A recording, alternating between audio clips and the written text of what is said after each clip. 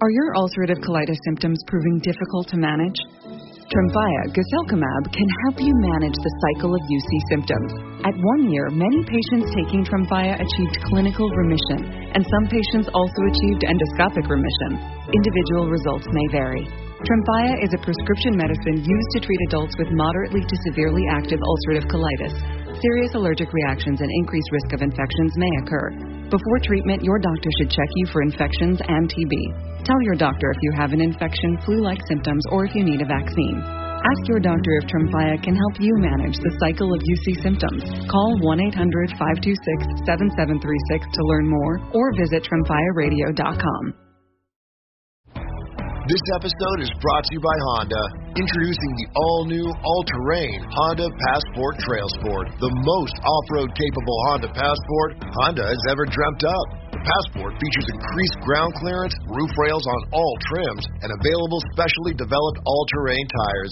And you'll stay comfortable with tri-zone climate control and available features like heated and ventilated front seats and a panoramic moonroof. Learn more at honda.com/passport. I was never really a runner. The way I see running is a gift, especially when you have stage 4 cancer. I'm Anne. I'm running the Boston Marathon, presented by Bank of America.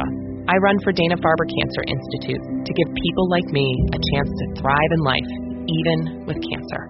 Join Bank of America in helping Anne's cause. Give if you can at BofA.com/support-Anne. What would you like the power to do? References to charitable organizations is not an endorsement by Bank of America Corporation. Copyright 2025.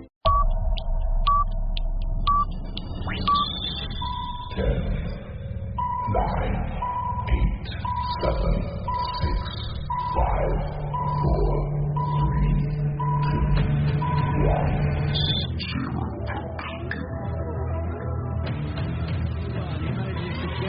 Jacob Minter. Good job with the shot, and the Slough Jets have taken the lead on the power play. With 20 minutes with the shot force goal. No need for the save from Lorde, and Campbell finds himself in, and it's 3-1 to the Chelmsford Chieftains.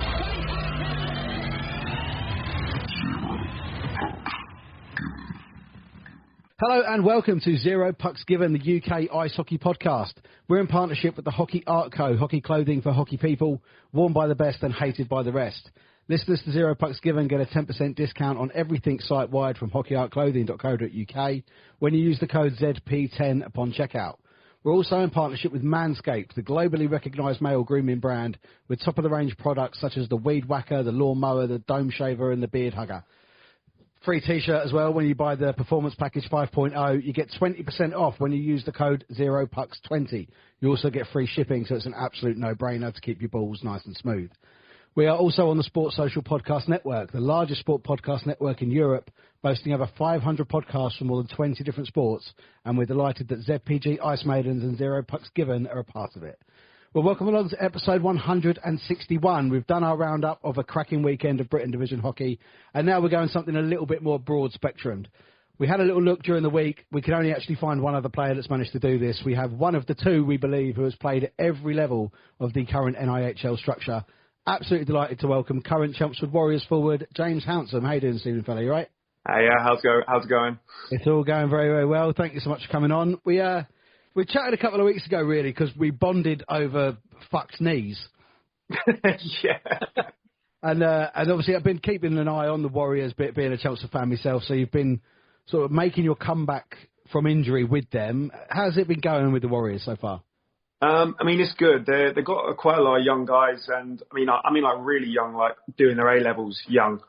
Like some of them are 16 or just turned 16, and some of them are 17, and then you've got like down the other end of the way, which is like Nick Green, who's in his mid-30s. So there's a lot of dynamic in the team, and you've got some kids on the team that are like sort of just developing their skills, some on the team that are just trying to find their way into adult hockey now. So it's a lot of different stuff. It's a different structure, but we've got Craig Metcalf, who's our coach, and he's like one of the most down-to-earth coaches I've seen in a long time, because it's like you could monumentally mess up. And he's like, bud, don't worry about it. Just go on the next shift. Like, you could monumentally screw up. And he's like happy for you. Not a shout. Like, he's such an easy guy to be under with. There's different methods, isn't there? And obviously people respond differently to different methods. You know, I know there's a few shouters out there and a few screamers. And and whatnot. But if that's the way that works for him with the young people, it's a discussion I was having recently actually on another podcast about NIHL 2 being a development league, and the question of, is it a development league? Because do you really have the time to develop? Or is it players such as yourself, Nick Green, coaches like Craig, that can bring these young players that development? I think it can. The problem is that the NIHL 2, and this is, I'm going to say this with complete respect across the board, it doesn't have enough influx of anything. So it's like, if a development league, you should be training at least twice a week, 3 times at a if you can find it. They don't. It's once a week at stupid o'clock. And that's just not for Chelmsford. That was also when I had a short stint at Swindon, where I had a massive kerfuffle, but we get onto that later, where I ended up having to play for them. And then there's also like the travel to the games is like they don't get a bus, like not even a minibus. You know what I mean? And it's like they're not the NIHL 2 league, and it's not just Chelmsford. I think the whole league is just not really cared after. I think it needs, if it's going to be a development league where players can then climb the ladder up into the National League, you know, start there when you're 16, 17, do really well, you know, dominate where you're at, and then go up to NIHL 1, do really well there, go up to, you know, climb that ladder. Yeah. It seems like unless you can make NIHL 1 straight off the bat, NIHL 2 is just kind of forgotten about almost. And it's like you're doing the podcast and you look over a lot of NIHL 1 stuff and NIHL 2 a little bit, and Nicky does national and above. But it's like you don't hear a lot of people talk about that league, really. Yeah, no, I think it just needs a bit more focus, like a little bit, just to help the younger guys get into adult hockey from juniors. Yeah, it's something I've always wished that I could focus on a little bit more. It's just, for me, it's just time. Yeah, literally. You can only do so much. Yeah. Which, you know what I mean? It's easier to look at just 12 teams in one league than 24 over 2. Yeah. So I 100% understand that, yeah. But yeah, it would be great if there was someone that was able to give that league, as you say, full coverage, because a bit more of like, yeah, like, and even just like teams, like I don't know how much other teams are practicing, but like if they could practice like twice a week instead of once, like that would change so much. I mean, I know a lot of our young guys, they train it with the Chieftains, which gives them that little bit of extra ice time, but I think if you weren't good enough to go up to the Chieftains, where are you going to practice? You just got the one basic one a week, and you know what I mean? So I think it just needs a little bit more care over the time that it's there. And if it does, it could blossom into something great, but it's just not there at the moment with people that seem to just go, oh, it's NIHL 2, it's our lowest form of amateur hockey, we'll just leave it as it is and we won't touch it, sort of thing. That's how it feels to me. If I'm wrong, then cool, but... I mean, well, obviously, as we mentioned in the sort of the intro, the levels of the game that you've played across, which, of course, we'll come on to when we go through your career in due course, but it's, I mean, for being there, is it then technically treated as just simply one step above beer league? I've heard rep players call it beer league plus.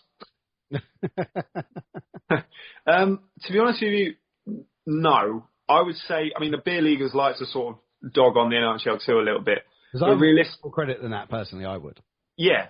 Like, they do dog on it a little bit, but you've got to understand, like, 99% of the league, from what I've seen, is between the ages of 16 and 19 years old. And not only are they 16 and 19 years old, a lot of them do want to prove themselves. So every single game, they go balls to the wall. Like, when I played against the Cardiff Canucks, like, they forecheck hard. Yeah. Like, they're 15, 16-year-old kids. Like, they've got all the stamina in the world. They don't have a full-time job. They probably go on the bikes with their mates and play on the street when they're not at school or when they're not on the ice. So they've got plenty of stamina, unlike us old lot. I call myself, well, I'm only 25, but like they've just went ham. Like, and when I've had the puck in NIHL 2, when I've gone up against guys my own age, I've had a bit more time. When I've gone up against a line where they've got really young kids on it, I almost had not a lot of time at all, because, and not only did I get swarmed by one of them, I got swarmed by all 3 forwards at the same time. And I'm like, where am I? I'm skating around like, oh, I can't see no one. I've got like 1, 2, 3 guys. And it's just like, just come at you really fast. Because I guess all they think to know is, well, this is adult hockey now. I've got to go 100% every shift, no days off. So I respect them for that. Whereas I think in beer league, you have a very large mix of people who have just started putting on skates and people who are like retired, like B&L guys. So, yeah, I wouldn't say it's beer league plus. I would say there's a lot more to it than that, because a lot of the young kids who really do go hard out there, I've got to respect them for that.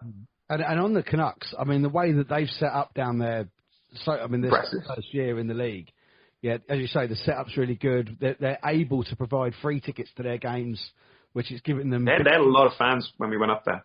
Yeah, I think there was just under 2,000 in that arena when you guys went up. But to be fair, it was awesome for me. I was like, this is great. Yeah. I love this. Back to the old days. Oh, this is amazing. Especially in that rink as well, because that's, I think, out of most rinks in the country, that's my favorite epitome of my favorite rinks to play in.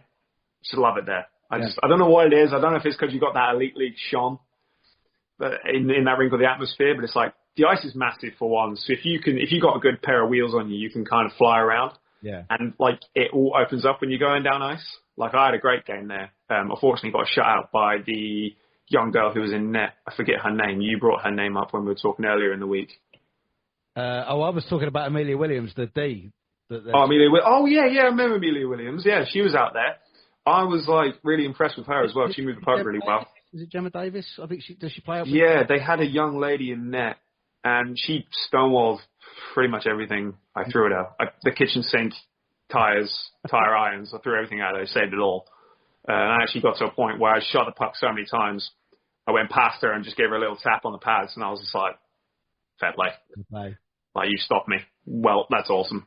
I think, as an arena, the Vindica, I think it's obviously got that sort of, the full seat in arena feel, but it's not got the height of a show. No, you're all right, yeah. I suppose it's got a more of an intimate arena feel, which is probably why the atmosphere in there's awesome. Yeah, it reminds me, so when I played in Canada, I played at CIH Academy, and that was pretty much the same rink setup. It was full bowl, or it's half a bowl, one of the ends is cut off, but it was half a bowl, and it was loads of seats, but it's as you said, it only goes up so high. And then they don't have the NHL where it's highest and then another a coliseum almost. Yeah, up in the nosebleeds trying to following a fly around the ice. Yeah, exactly.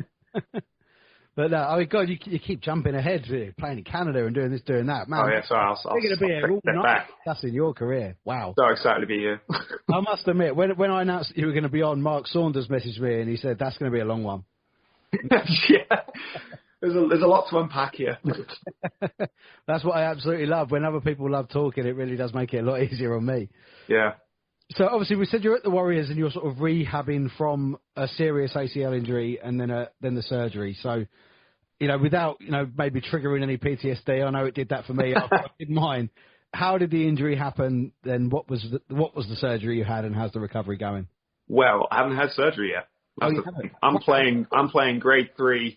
It's completely ripped off, full from the root. I have no ACL at the moment. I'm playing. Bloody hell. That's a call to all the D-men in NIHL too, to give you a whack from the side, isn't it? I thought that was going to happen because when I posted the video about, that was my third game back, and it was the first game I've had where I was able to really move. I was able to get my crossovers in, my speed, really good lateral movement. That was the first game out of the two I played previously where I could do that. And then when you put it up there, I was like, I'm playing against Cardiff Canucks again. Oof. Taking it now. And like I said, and that Amelia Williams, she will get you as well. Yeah, I know. And actually, it's funny enough, I was in the corner, I think, with her, and she's quite little, and I'm obviously quite big. And I thought, obviously, when you go into the corner, I was like, right, D-man's going to be on my back. And I noticed no one was on me. And because she was so small, she went under my arms where I had the stick and just stick lifted me. Oh, man. I was like, Marty Duck style. What's going on here? She just come from nowhere. I was like, oh. I've been watching her for years, and there's a few of the drama about her. Yeah, I was quite happy to see her out there, to be honest. I thought, well done.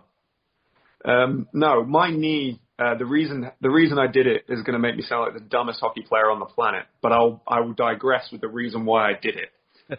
So, hockey for me, I always thought, when the season ends in the summer, you just put your stick and kit away and you play something else. And my usual sport that I've always loved to play in the summer is basketball. I was never much of a golf guy. I know much of the guys that all play golf all summer long. That's all they do. I just can't stand golf. To me, it's just so slow and meticulous. And every time I play golf with my friends, they've brought me golf balls and I've lost all of them. At the end of the day, they've all been the tailor-made 160-pound box, and I've just hit some out of Essex pretty much. So I'm not playing golf no more. I suck.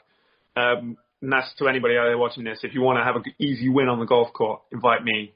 I'm horrendous.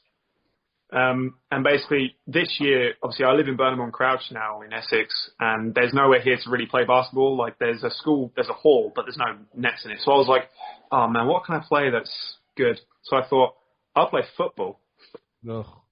Immediately. I was like, yeah, I'll give football a go. And I was like, when I was 11, 12, 13, I was quite a good goalie. And I got scouted to play for Southampton and Portsmouth, which sounds impressive now, but back then I think Portsmouth was in League Two and Southampton was in the Championship. So it's kind of like getting scouted for like Crawley or Accrington Stanley back then. Who were they? Yeah, exactly. So it was like, everyone goes, oh, Pompey. I'm like, hold your hoots. That wasn't as impressive as it sounds nowadays. And I was in goal, and it was about the first game of the season for this team I was playing for. Ball gets crossed in. I was like hopped on my Petr Cech mentality, jump out for it, catch it, and I land on one foot, but I land jagged. So in the air, I've been knocked to the side, and I've landed on that leg, and all you hear is just, and that was it. It just popped. Everything went, all the feeling went to my feet. Ready. Like my leg felt loose. Like I thought my shin was going to flop off away from me. And then what made it worse is that I had to still kick the ball down the field. Oh, so I get the ball and I boot it. And as I boot it, I tear my calf muscle on the same leg because I've gone on my tiptoes. Oh, I just ripped the whole thing. So not only did I do my ACL, my meniscus, my calf, all in one sitting. Wow. And now I have a lump at the back of my knee called a Baker's cyst, from where you tear the popliteal.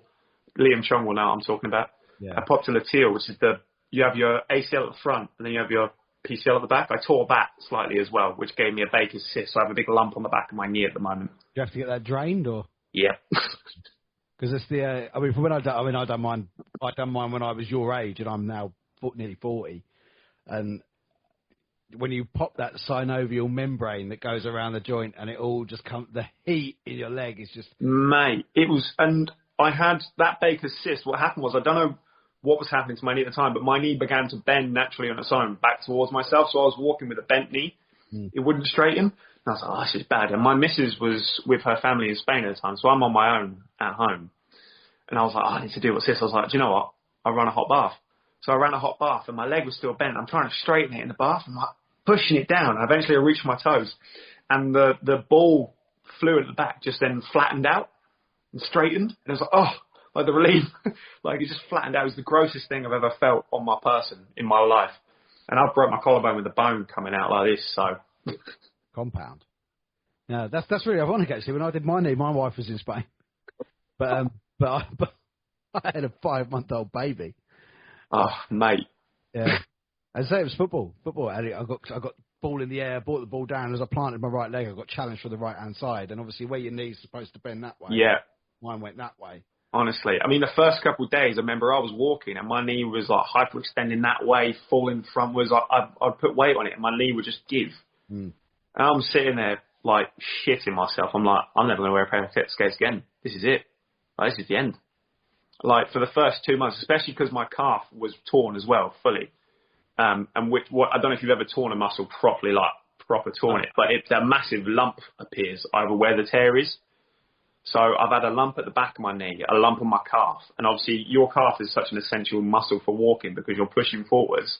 Every stride I did just felt like I was getting stabbed in the back of the shin. It's just horrendous. Then first 3 months, I was walking around work. Everyone was like, "You all right, James?" I'm like, I'm dying. Well, I mean, I've always been told it's that ligaments and tendons are so much worse than bones. I'd rather have broken my leg, to be honest. Like, if I could really go back, I'd rather have just broken my leg and my ligaments still be intact. Yeah. If I could really go back, because I'm all right now, like 7 months later, but still like a couple of movements I'll do and I'll feel my knee shift. Yeah. Because there's nothing holding it together anymore, so. Mine's exactly the same. And there's no point in me having mine done now. I might as well wait till I'm 60. Yeah, just wear out that meniscus. Yeah, just wear osteoporosis till the end. Yeah, but you're obviously in good hands with Chongi. Yeah, mate, he's been amazing. I mean, to get back to the level that you are now without any surgery, what have you been doing? I know what you've been doing, but tell everyone else what you've been doing. Pretty much everything on one leg is what Chongi would say. Literally Bulgarian split squats, wall pushes, lateral lunges, just all like one-legged stuff. Because it was super weak for a time. I remember Chongi. It was really funny because Chongi is not a soft physio. So if it's not good enough for him, it ain't good enough for you. And he was really like, he's harsh in a good way. And I think that's what makes him such a good physio, because it's like, I would do something and I'll think, oh, I did that all right. You know, I got 10 reps. And you look at me, arms crossed, and be like, that's not good enough. Someone at your level, that's not good enough. And I'm like, is it not? He's like, mate, someone of your caliber. He bigs you up as well. Someone of your caliber. Terrible shit. I'm like, thought I did all right then. It's proper on the psychology there as well as the. Yeah. No, but he's been really good, and it was like every single time we've done a test. Like one of the first tests I had to do was I don't know if you ever heard of pistol squats. Pistol squats. That's what they call them. It's basically like you do a squat, but with one leg onto like a chair, and you come back up again. It's all one leg. Yeah. You probably might have another name for it. Yeah. And it was like on my good leg, I could crank out about 25, 30. And he was like, right, do it on your bad leg. And what was funny is that I came into that physio session, I was like, I feel pretty good on that leg. Like I can do all sorts of stuff. And this was like 2-3 months after, about 2-3 months after. And he's like, oh yeah, well I'm going to test you then. And we did these pistol squats, mate. I cranked out about 12 on the bad leg. Yeah. Bad leg, cranked out about 12, was off balance the whole time, dropped my foot twice. But I was terrible. And I was like, oh my God. And it was like, it's really cool for him because even now, my knee, I would say is 100%. Like I can sprint, I can change directions outside, like I can hop about. Like I'd say it pretty much like it never happened. But we'll go do a test with Chongi and he will find a weakness. Yeah. Like, because we did one, again, I went in there about 6 months after. This was about February time. I think me and him had a session. And I was like, yeah, again, I was coming in. I was like, I feel really confident. I feel really good about this. We did all these tests, like these explosive tests, and it wasn't bad. And then we get onto this one test. It's like I'm holding a barbell at an angle, and there's like a step. Like this, my foot's on the step like that, and it's at an angle. It's like, right, I want you to do one-legged, go down and come back up. And I literally did one, and I went to failure. I couldn't get back up again. And he was like, yeah, that's because your foot is now at an angle where it's similar to pushing off of a stride. I was like, I can't believe I actually can't do one. Yeah. And I'm sitting there doing, and before that, only before that, I was doing like explosive jumps and bounds over like objects and stuff like that. And it was fantastic. But I do a lunge at an angle, at a certain type of angle, I flopped. It's mad. Couldn't even do one or two. No. And he found that out. And I'm like, that's why you're Liam Chong. Yeah. Well, to be fair, obviously, to do physio on players that play the sport that he plays, he knows, doesn't he, that I didn't want to go. Yeah, and it was so funny because like the problem is with ice hockey is because it's so niche in the UK. You go to like any physio, they don't know anything about ice hockey. They don't know what they're really looking for. So I was like, well, Chongi's my best bet because he's a hockey player. He knows exactly what I mean. And I can't go up to a physio and be like, yeah, when I'm coming in on a 2-on-1 and I straddle the blue line, I'm leaning on one leg and I want to make a pass, it hurts. I couldn't say that to just any old physio in the UK. So it really helps having him. I'll be like, yeah, when I'm doing a C cut going backwards and I'm crossing over and then I want to do a stop, it hurts when I do that. And he knows exactly what I'm on about. But I couldn't say that to an NHS doctor. They wouldn't have a clue what I'm talking about. No. So it's really useful having a guy like that around here who knows exactly what I'm on about and knows exactly the movement I'm talking about, which is the point that it hurts. So then he can identify that and then we can work on that in the physio. That's why I think he's so good for hockey players. Yeah. Well, Chongi, that's the best advert you're going to get, I think, mate. Yeah, Chongi, I'm on there. Any injured player in the NIHL, you know exactly where to go. Yeah, use Hounsome9 promo code. And Perfect stuff. So, I mean, you were saying earlier you got scouted for Southampton and Pompey. That's your kind of your manor where you're from, is it, down there? Yeah, so I was born and raised in Portsmouth to a Slovakian mum, and that was where I originally started playing at Solent. That's my hockey mecca. That's where I call home. Much to the dismay of pretty much every other player in the league. You know, we all know down at Gosport, everyone hates playing there for obvious reasons. We know it's not the most beautiful rink in the world, but it's all right. It's got character. It's got character, exactly. It's got a bit of mould in the walls, and that's what makes it how it is. I was actually joking with people because there's a proper virus gone through the Devil's side this year. Like I think Cam Buckle was in hospital with like pneumonia type symptoms. Yeah, we made jokes all the time about there's skeletons in the Zamboni Bay. I was kind of like thinking, is it something to do with that old rink? I mean, I don't think it was last season. I think it was the season before where Widnes Wild had a carbon monoxide leak during a game. And like some players come down really ill. Wow. And I remember speaking to Luca Tasadri because he was playing up there at the time. Oh, was he? And he said, man, it's the most horrible night of my life. He said I was blacking out, couldn't breathe, it was mental. Jesus Christ. And it was... No, I mean, Solent's really funny. So cool fact is, have you ever been to Solent? Oh, many times. You know the Devil's changing room? Yeah. All the way down the end. My mum and dad helped build that. Oh, no way. Yeah. Yeah, I remember when they built it. That's how long ago I've been around for now. Yeah. And before it was like all the Devils got where the home and away change rooms are. So usually away guys, like away teams, will get changed in the old home and away. Now they're both just an away dressing room. Yeah. But back in the day, you had to get dressed in those two. They're tiny cubicle-sized dressing rooms. So yeah, my mum and dad helped build that dressing room along with other people from the club at that time. My dad was my coach in under 10s and under 12s. And you know, he was a good coach for me as well. He was another one as well. Like when I messed up, he had a different style because he used to run the gate. He was a coach, but he always used to run the gate. And I'd mess up on the ice, like the other team would go out and score on a turnover. I'd sit down, and he'd just look. He wouldn't tell me off. He would just look at me like, snigger. This is you fucking moron. that was shit. Yeah, you, like, you know, looking at me like, not my son. I know that guy.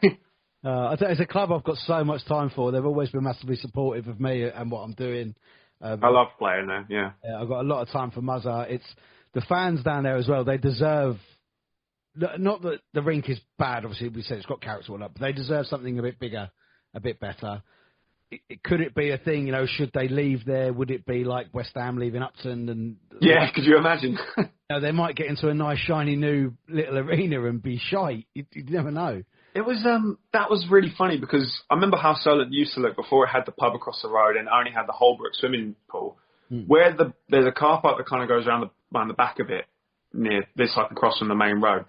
Back in the day, and I'm talking way back when, this is like 15 years ago, there was plans to knock the wall in and build onto that field, so we'd have a longer rink, maybe probably still the same width or a bit bigger, but we had the room, and then it was something to do with the Hampshire Council or Gosport Council. They just straight off, we had the funding for it from what I remember, and you can fact check me on this, I don't even know if it's true, but we were planning on putting that through and making the rink longer. This is years ago. And the plans just fell through, and then the rink kind of just got left as it is. But then for some reason, we had all the money to build then everything around it. Like that massive leisure centre next to it, like, where's that come from? That used to be a really crappy little council pool that I used to swim in as a kid. And now it's this massive leisure centre with the football pitches and all that stuff. It never used to be there. It always used to be grass. But then it's like, you've got like this little Gosport ice rink that's been there since 1987. Yeah. Not been touched by no form of modern technology around all this new fancy stuff. Yeah, it's a bit of a strange one. I was talking to some of the fans because I was down there a couple of weeks ago for the first leg of the cup final between Solent and Chelmsford. And I sort of said, wouldn't it have been nice for them to tag on a new ice rink on the end of that leisure centre so that you keep this open while it's being done? Yeah. You're not going through a period where you don't have a home. Yeah, I know. And it's like that rink is like just there now, and it sticks out like a sore thumb because it's like the oldest building. Do you know what I mean? Like, and everything else in there is like brand new. It's got touch screen, whatever in the lobby. Like, I mean, they got a touch screen coffee machine in Gosport. That's about as fancy as it gets. The vending machines have got contactless as well, which is exactly. They upped the game when they realised no one was using cash anymore. They were losing the funds. Had to put the card on there. I mean, the only criticism, if I do have one, it didn't really affect me because I was in the rink early doing pre-match chats and whatnot. When I got there at like 3:15, and obviously face-off's not till 5. There was already a massive queue. Yeah, they're dedicated. And this was away fans as well. I think there was 155 Chieftains fans made the trip down there on Saturday night. Yeah, Chieftains travelling packs. Yeah, and everyone queued and got their tickets done, but then they had to go and join another queue to get in. Yes. That was I've heard about this. Yeah, a bit of like a double queue. But I mean, like I said, the rink's got character. I love everybody down there. Everybody's so great. I got to meet Lee Murray when I was down there last time as well, and I've heard about Lee so many times, and I never got to meet him. Gosport super fan. We all love him down there. He's an absolute diamond. Yeah, I love him.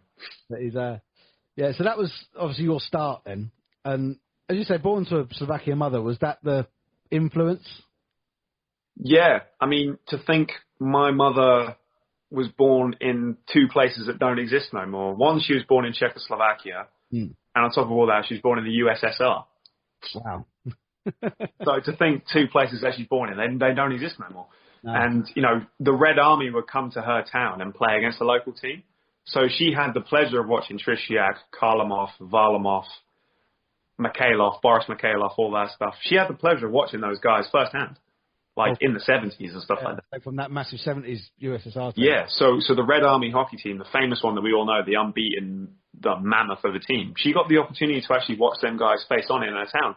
And because it was the Red Army, and because communism was all the Eastern Bloc, when the Red Army was in town, you kind of had to watch.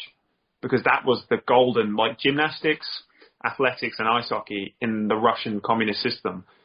If the Red Army was in town, you were watching the Red Army. That's just how it worked. And obviously they come and stomped everybody because they were sick. But yeah, my mum had the pleasure of watching that. And my grandma is a massive hockey fan over there. She watched Red Army. Because I think they were saying that back in communist times, there was only 3 channels on the telly. And it was one was the news, the second one was propaganda cartoons for kids, and then the third one was sports. So, and hockey is Russia's bread and butter, which means that all the Eastern Bloc, it was also that as well. Because if you look in the 1980s, when USA won that gold medal for the miracle, if you look, Romania was playing in that tournament, which is an Eastern Bloc country in communism. So it's it was everywhere really. And hockey or football was basically it. So when the Red Army was in town, you watched, and if they're on TV, you watched. Everyone watched the Red Army play. So my mum had the opportunity to watch all those guys. Awesome. So yeah, that's the influence on that end. My dad was football. Yeah. Well, three channels with news, propaganda, and sports. Sounds like the BBC to me. Yeah, pretty much. Yeah. So, were you did you do both and then you picked a lane? Yeah, I think. Do you know what? I think back to it now. I was I should just pick football. probably earned a little bit more. But I think the problem was with football at the time, as I said, Pompey weren't doing great. I think they were in their times when they almost had no money. Yeah. Yeah, before the Milan Mandaric days and that. Correct. Yeah, they were having no money, and I think you still had to pay or something like that. I don't know why I never went. I don't remember the choice I made. If I asked my mum, but I think it's because my mum basically put the two pathways in front of me and said, "What do you want to do?" And I thought ice hockey was so cool. So I went down that route, and then basically history from then. Yeah. That was it, pretty much. And at that time, though, I mean, that's probably what we're going back, 13, 14 years there, maybe? Yeah, about 15 years, yeah. Quite a long, coming up to nearly 2 decades in about 5 years' time. Yeah, there was, I wouldn't say a boom, but it was kind of having a resurgence at that time in this country. The leagues had been restructured. It was still on telly, I believe, around that time. Yeah, it was. Yeah, there was a couple of league games you could have. And I remember Sky Sports used to show the NHL sometimes. And they used to put the NHL scores on Sky Sports as well. Yeah, they don't even do that. They don't even do that no more. No, it's So I remember watching Newcastle Vipers on telly. Well, that's old school. But I remember watching the Newcastle Vipers on telly play some sort of game. And I was about 8 years old. I think that was the last time I ever saw hockey on English telly, realistically. Yeah, I mean, I remember watching it sort of first time when it was on Sky in the late 90s. Because at that point, as a kid, I'd seen Mighty Ducks and wanted to, How good was the 90s? I wish I could have been there. I'm 99. 90s was awesome. It was just the best times. It's good old days. I feel like you either were just off your face on pingers at a rave, or you were just doing really well. No comment. But to have it on TV, I think obviously a lot of the teams these days are making use of technology, because streaming, I think, is a real thing. It's a real good thing for the sport. Yeah. I mean, for me, every single team should be doing it. I think it's definitely something that everyone should be doing, because I think it creates more of a legacy for every player. Because there's one thing that always breaks my heart in English hockey is that you have a player who just gave his all for a club, scored all the goals, got all the records, broke all the points. He retires, and you don't really hear anything about him unless they come back for some reason. Whereas it would be nice if it was they could come back and commentate on games, or have an influence on the team, or be remembered for something. Because I feel it's so sad, you've dedicated so much of your life to one club in England, and you're sort of like a local celebrity / hero. And then you retire, and it's people just kind of forget about you. Yeah. Unless you're still involved. But it's they don't have if there was a Chelmsford Chieftains Hall of Fame, they'd be in there, where people could go look and see players of old and the stats, and you could have jerseys hung up and old pairs of gloves and sticks, and have something to remember these guys by, dedicated all their free time outside of work to entertaining people. Yeah, absolutely. I mean, I've always said it's one of the reasons that I do this is it's creating a digital legacy for you guys that give all your time to play the game. That when you're done, You're done. Yeah, this will live forever, though. This will be always. Yeah. That's why I always ask for like highlights of my goals. Like Luca Tostari's dad, I think Fabs, he's one of our guys on our team. I think he's a manager or general manager. He just helps our club in all facets. I've asked him if he can send me the highlight goal I scored from the 7-3 loss because it was a cracker. I mean, even though we lost, it was a cracker. I come in, threw the stick, jammed it 5-0. It was great. But the reason why I asked for it is because like I might not always be here, but like, that video will always be here. And it's just a little bit of you can leave behind. Like no one knows when your clock's going to get punched. So if you've got a little bit of you can leave behind, people can remember and watch that video and go, oh, I remember that goal. I remember that play. But I think that's really important, not just for me, but I think for almost every player. If you can have a little snippet of you to leave behind, you know, whenever your time's up or if you ever move country or whatever, and people go, oh yeah, remember that player? He was dynamite because you see these highlights. I think that's so important regardless. Well, I think for players in general, I mean, if any British side is going to sign an imported player, they've seen a highlight reel. Exactly, right? So, I mean, for you guys that maybe go the other way, which we know you have, you know, we'll get onto that. There was, I mean, did you go, because on your Elite Prospects, it's got the Okanagan hockey academy. Okanagan, it's a tough one. I was talking to Big Rig Joe Llewellyn, who was there for a bit as well, and I couldn't get it then. It's still one I haven't been able to get. So would that be a part of that there that you would get in highlight reels that you would be able to sort of use as your hockey CVs? Do you know what? I mean, to be fair, I wouldn't use any of my highlight reels from Okanagan because in that age I wasn't amazing. I'll talk about it, but we had Pete Russell in that, and all of our games were filmed because we had technical classes. So we had a school that we went to, and Pete would bring in his computer, and obviously you have the smart boards where you can have a projector, and we'd watch all of our game film and sort of go over stuff that we could improve on and everything back then. If you look probably through the Okanagan archives, they probably got a video camera at Swindon Ice Rink somewhere with all those games on it somewhere, but I've never seen them. But they videoed every single game. In fact, they even videoed the first ever practice in 2012. And I know they videoed it because Logan, for instance, dad was holding the camera and he was filming us all up at the VIP box. Oh, yeah. So if you ask Steve now nicely, he might still have the tapes and footage from that first year, like 15 years ago. Yeah. Wow. I mean, that was what I've learned about that sort of that hockey academy setup. It seems quite similar to what they're trying to do in Cardiff with the Canucks. It is, yeah. And when I heard about the Canucks, and I heard obviously it's like a pay to play and how much they were paying to play, a lot of people were like, I don't get it. And immediately I was like, I do. 100% get it. And it was like to be able to have that AAA kind of experience in England is kind of second to none. And I remember Okanagan, I was 12 when it started, and I turned 13 during the year. But I remember sitting there, like I used to live with Michael Stratford. I don't know if you know who that is. Name doesn't ring a bell. Luke Johnson?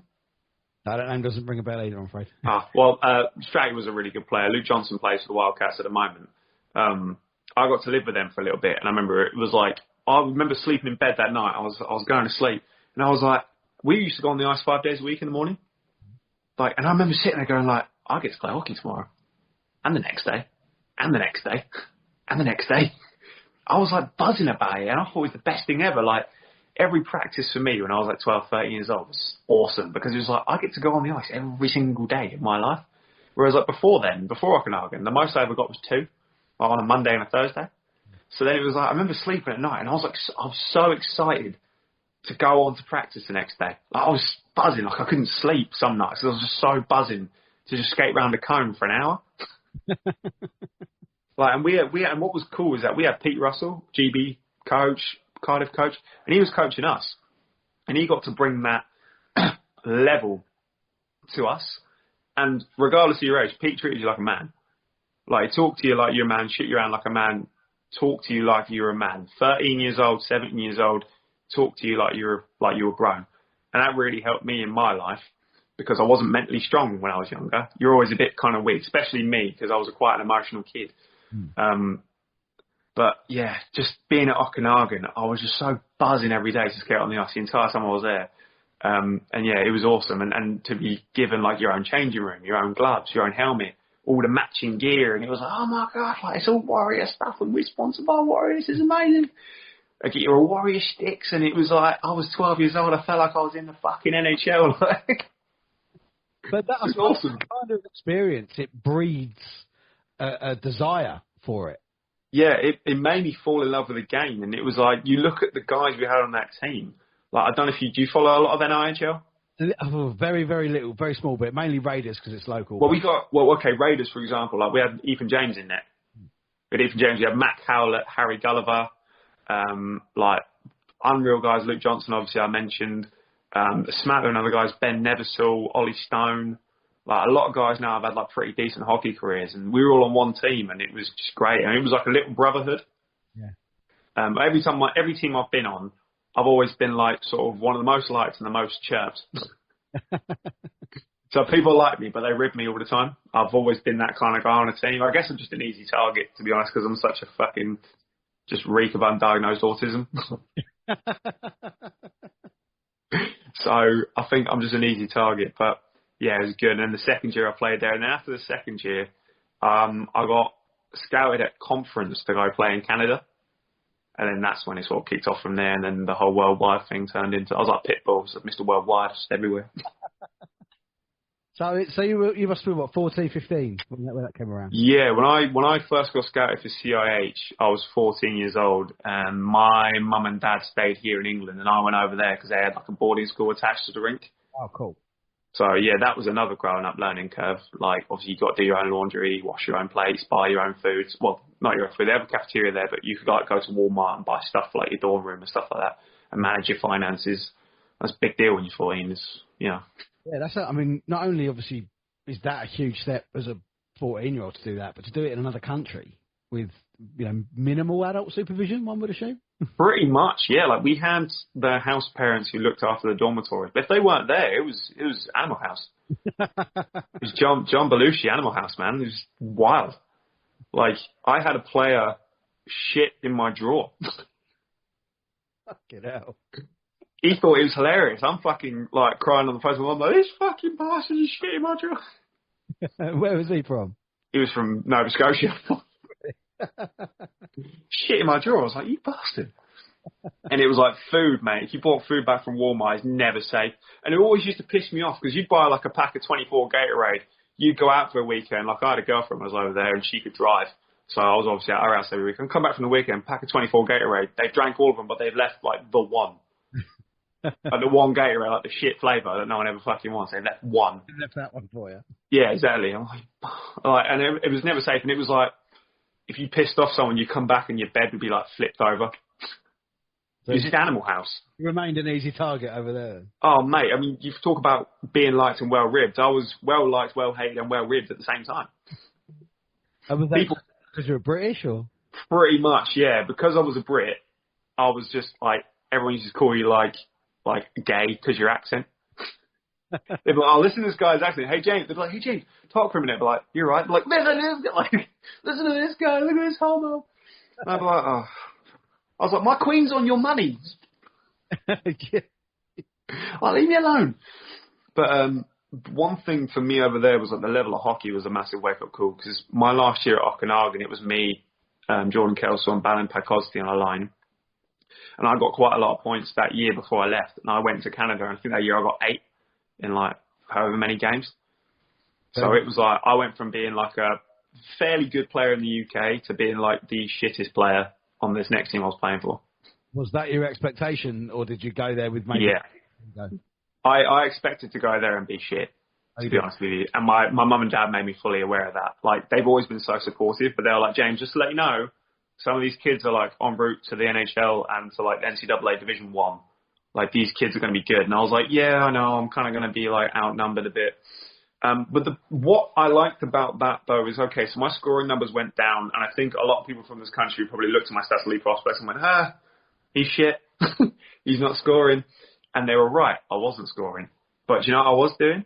When I went to Canada, I had, like, no edge work, couldn't really protect the puck that well, couldn't stick handle fairly good. I could score. Like, I had scoring touch. But when you're playing in games in that level, like, in that under 14, under 16 level, there are some games where you're winning like 22-0. Wow, really? Yeah, back then it was like some teams could get blown out. And obviously if you're scoring loads of goals in them games, it's not much to walk home about. So as much as I didn't score that first year, all other facets of my game came in like really well-rounded. So my scoring took a massive decline, but my puck protection kind of grew. And my speed kind of grew, and my agility, and my hands, and my IQ really grew. I talk with my hands a lot, sorry.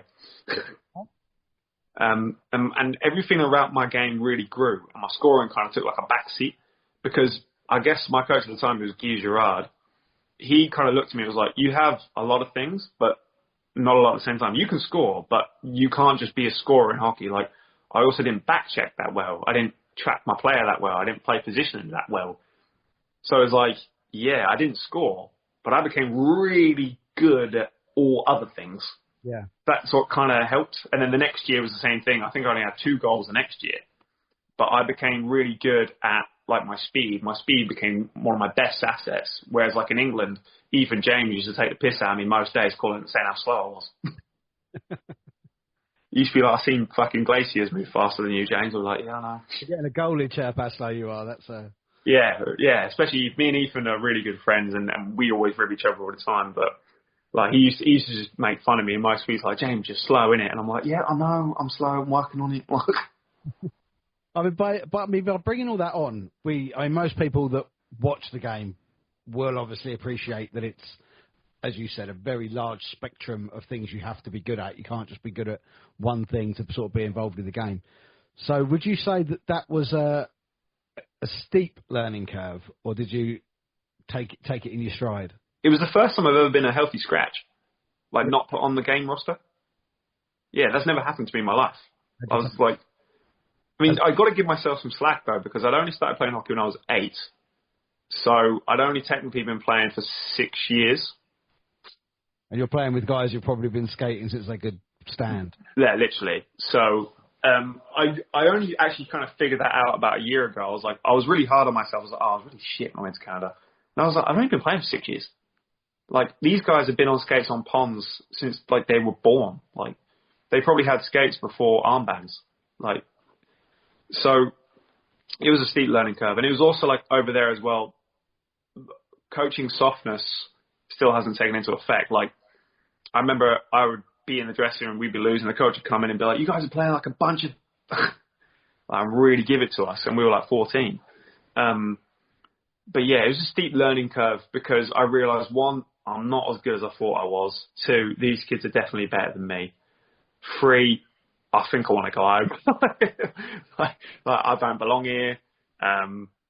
It was just a lot of things, and it was a steep learning curve because it was off the ice as well as on the ice. And I remember these kids, when I first got into the gym there, I'd never really lifted weights before. And you got these kids like just throwing around these weights that like I couldn't even lift.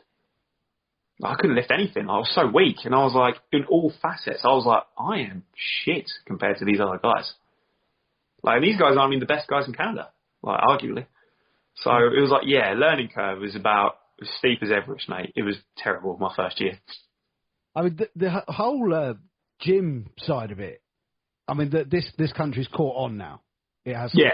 It seems to have caught on. Wasn't around when I was coming up. And a lot of players have taken to having their own kind of strength and conditioning trainers. I know certain clubs use certain people and whatnot.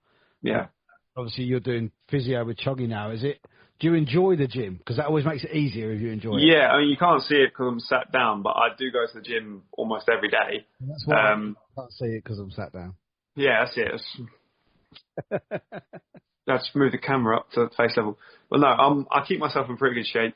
I was a PT myself as well. So, but what I've noticed, funnily enough, is like no matter what I've done in the gym, if you've been off the ice for a couple of weeks, you get back on the ice, you're gassed. And it was like I've been asked, not loads, but I have been asked by like parents and kids, like, what's the best thing to do in the summer, like to keep in shape? And before I even say lift weights, I say stay on the ice. Like, just stay on the ice as much as you can. Once a week, once every 2 weeks, just try and stay on the ice. Because the ice is what's going to get you better, realistically. Bench pressing is not going to really get you better at hockey. It might make you stronger in some aspects, like maybe a shot or being able to not be pushed off the puck as much and be more physical. But the best off-ice training I can give to anybody on a social level is stay on the fucking ice. And in England, that's really hard in the summer, especially if you're a senior guy. Kids get all the ice and with all the camps and stuff. Yeah. But when you're an adult, it's like nothing. No. Is that what kind of pushed you into a bit of ball hockey as well? Hey, ball hockey's awesome for fitness. Like me and Christian Moore play on the same ball hockey team.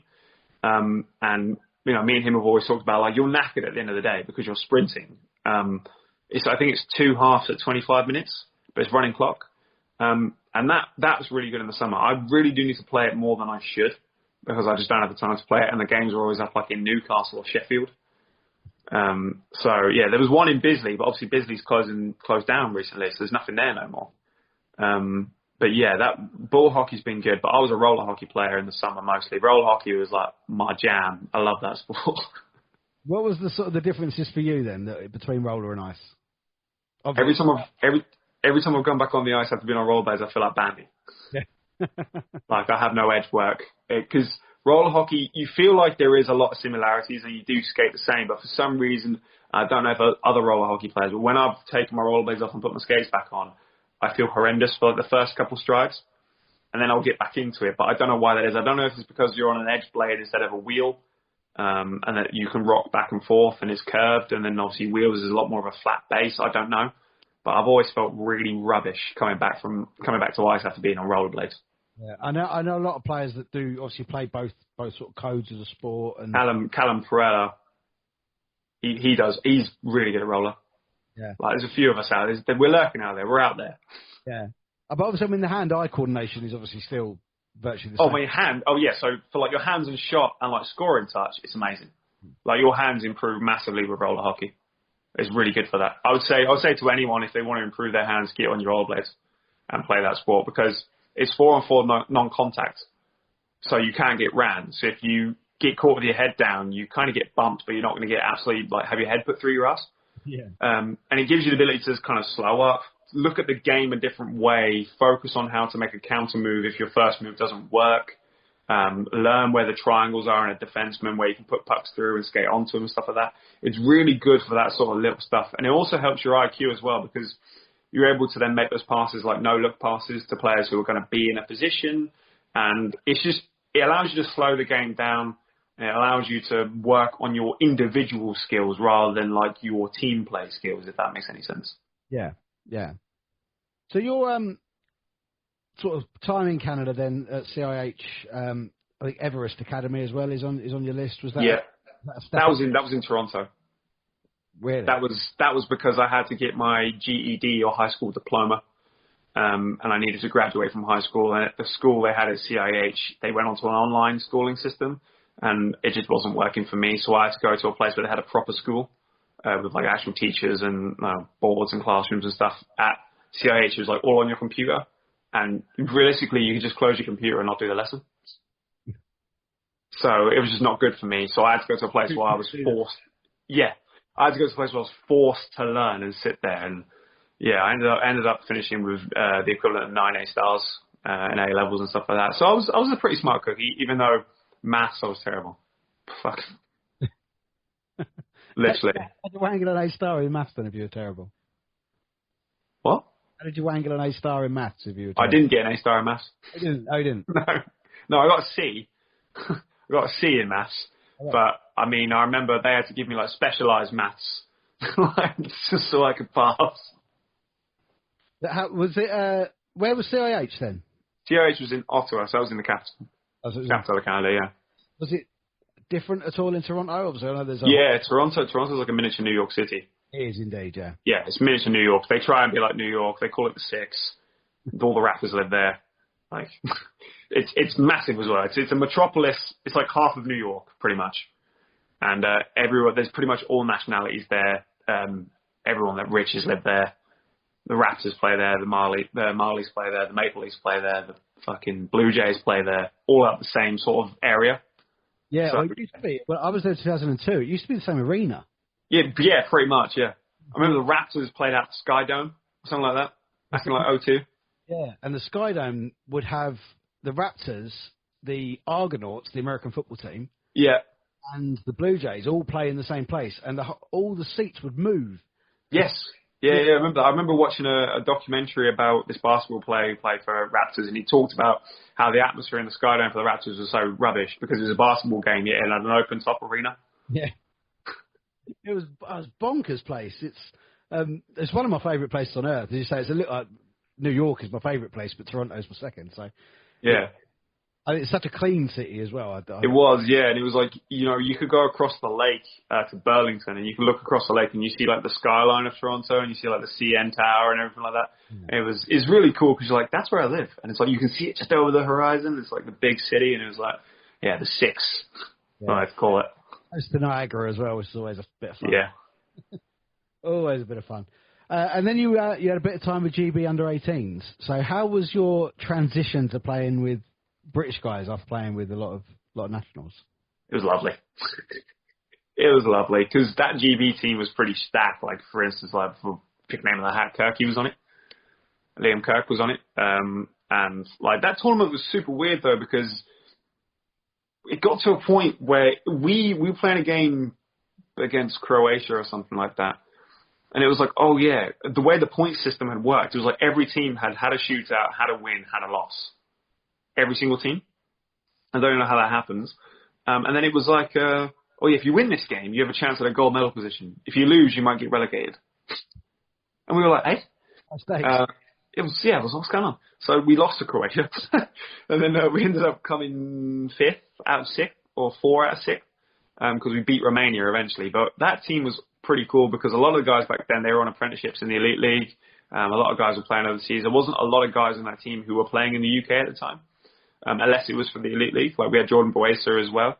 And just a smattering, Josh Waller, another one. Pick a name out of the hat there. Finley Ulrich. Ethan James was in net. We had a really good team and we did play quite well, but it was just a weird tournament. Every team kind of finished on the same merit. And it was like do or die. If you didn't win this game, you were down that end. If you did win this game, you were in a medal position. It was really weird. And unfortunately, we lost. But I mean, at age groups, GB are doing quite well. I think the women are actually doing a bit better than the men, actually, across the board for GB at the moment. Yeah. They came up close to Olympic qualifying. But, I mean, did that ever occur to you when you started playing the game that you would represent your country at some point? So, funny story about me representing my country. I wasn't supposed to. I actually got scouted to play for GB. So a lot of those players, you get an email in the post, like, you've been selected for the GB trials, or I never got that. What happened to me is I went and did a summer scrimmage in Slough. Oh, wow. Just for funsies. Didn't expect anything of it. And Mark Beggs happened to be there, who was the GB chairman. And I was doing really well in the scrimmage. I was skating around, scoring, whatever. And it was just by chance that he happened to be there. And he was like, where are you from? Well, I'm from here. He's like, how old are you? I'm like, I'm 18. He's like, oh. And he called up someone in GB. He's like, oh, you need to get this guy down for a tryout. And it was like a week before the tryout had begun. So they'd already picked all the players they wanted to see. And they added me like at the last minute. And I made the team. Wow. I wasn't even meant to be there. That's crazy. That's how I made the GB team. I got scouted at some no-name scrimmage where you just paid a $5 and went on the ice in Slough. And just the guy happened to be there. So, were they keeping tabs on you when you were abroad then, do you think? Nope. I'm a nobody. I'm an absolute nobody. No one knows. I'm a loser. No one knows who I am.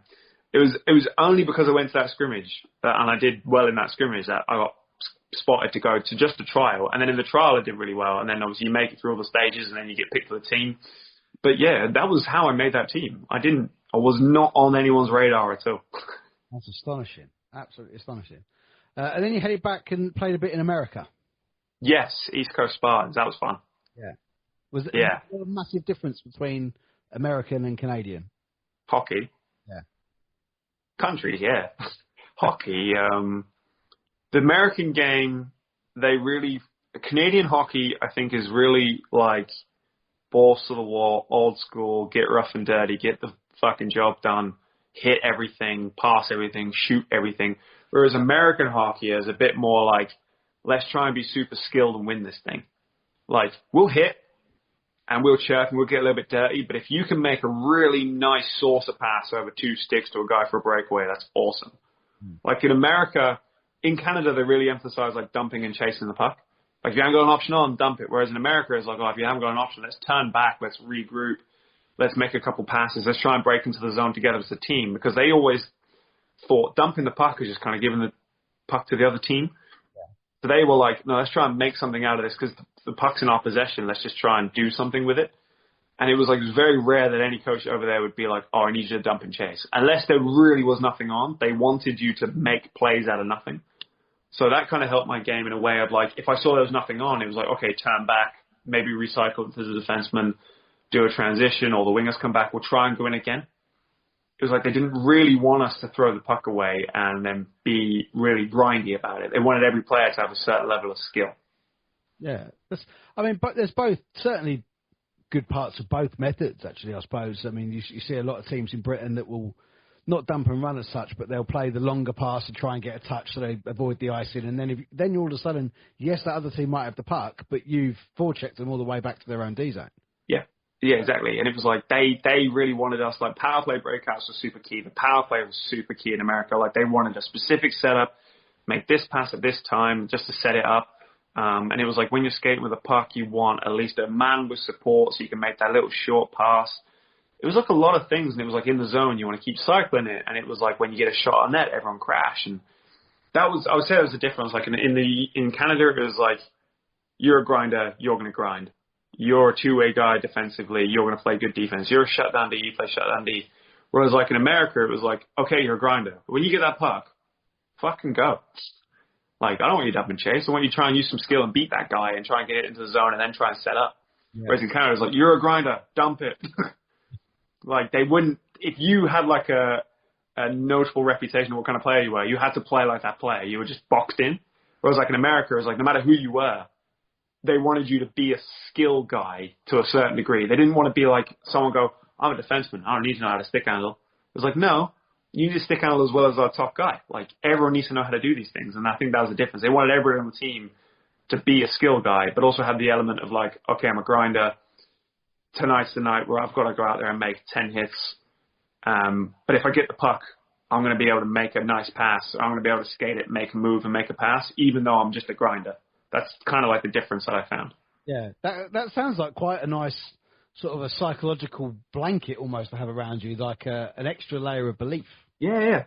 It was because the coach would be like if you made a move and you kind of fucked up and you got the puck got stripped, you come back to the bench and my coach would be like, hey, don't worry about it. Next shift, if you get the chance, we're going to try and pull the same move again. Like, that's insane. Like, I've never had a coach be like, you just lost it. And they'd be like, fuck us. Do it again. They were just like, yeah, have another go at that. Like, they always kind of built you up. And I don't know if every coach over there was like that, but my coaches were. And my coach was very much like, if you screwed up, but you were trying to do something out of your skill set, they kind of wouldn't get mad at you for it. They would get more mad at you if you were skating down the ice of the puck and there was a guy pressing you and you just stopped and dumped it in a wimp. Yeah. They would get mad at you for that. They wouldn't get mad at you for trying to do something unique. So, like, if you were trying to pull a Michigan, they'd probably get mad at you, like, to be honest with you. But if you were on a breakaway and you tried to do, like, a one-handed Forsberg because you knew the goalie came so far up and you kind of missed it, they'd be like, oh, good try. Like, kudos for trying to pull that off in a game. Was at that sort of level then in America, I suppose the special teams, was it kind of like, if we get a power play, we have to score? Yeah. So, basically a big no-no the team I was playing, I think a lot of teams in my league is like, if you've let 3 power plays go down the drain, pretty much they're going to make a whole new power play in the second period. Because if 3 power plays are going down the drain, you clearly can't capitalize, so they'll take you off the power play. Yeah. And it was like, there's a difference between not capitalizing because you can't get anything set up and having a lot of shots and the goalie's just kind of stonewalling you. If you were on the power play and you've had like 6-7 shots or some really good chances and the goalie's just kind of had a blinder, it's different. But if you've gone out there and you can't break out, you can't set up, the team's kind of like playing with 4 guys and it looks like it's still 5-on-5, then that's a problem. But if you're really trying to make an effort and score, it'd be okay. Is that, what I mean? It's like if they can see you're trying, you'll be all right. If you can see you're just being a fucking idiot, they'll take you off. Well, I mean, covering your teenage years in America, what would you say was the overriding thing that you brought back from your time over there? Don't jaywalk. Don't walk both. Make sure you look the American way crossing the street. Don't get hit by a car because they drive on the opposite side. I think hockey-wise for me, it was like have a little bit of resilience because like over there, if you're on an American team as someone who's an import, you've inevitably taken the spot off an American kid or a Canadian kid, and they hate that because it's kind of like an immigrant's taking my job kind of thing, and they hate that. But obviously, being British over there, people go, well, he's British, he can't play because he's from a non-traditional hockey country. And I would say just like resilience and understanding, like some days your own teammates aren't going to like you, your coach isn't going to like you, no one's really going to believe in you, people are going to talk rubbish about you or behind your back, you find out about it later. It was just resilience of just kind of understanding, like, you can't let what people say affect you, and anything's kind of possible just sort of regardless of where you come from. Yeah. Like, I think the only limit to you achieving what you want to achieve is like what's in here and what's up here, because it's like everyone's going to kind of doubt you when they don't think you got it in you. And for me, it's like the only limit to you achieving what you want to achieve is you. And I think it was me realizing, like, look, I'm the only one that can make this possible for me. If I just believe what everyone says, that I suck and I'm British and whatever and I can't skate very well, and if I believe all that, then that's what I'm going to be. If I kind of sit there and go, well, realistically, the only person who can control my future is me, that's kind of what I thought about it. I've kind of carried that my whole life. Like, people can chat shit, but you can kind of just ignore it. Whereas when I was a kid and I was younger, like at Okanagan or at COH, people would chat shit and I'd get really upset about it. And I think, oh yeah, probably they're right. Excellent stuff. Excellent stuff. Well, everyone, thank you so much for listening so far. This is the end of part 1. Make sure you check out part 2 because it's going to be coming out straight away after.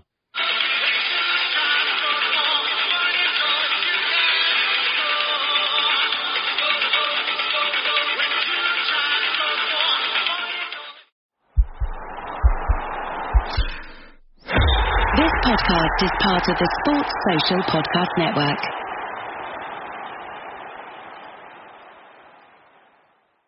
If your job at a healthcare facility includes disinfecting against viruses, you know prevention is the best medicine. And maintaining healthy spaces starts with a healthy cleaning routine. Grainger's world-class supply chain helps ensure you have the quality products you need when you need them. From disinfectants and cleaning supplies to personal protective equipment, so you can help deliver a clean bill of health. Call 1-800-GRAINGER, click Grainger.com, or just stop by. Grainger, for the ones who get it done.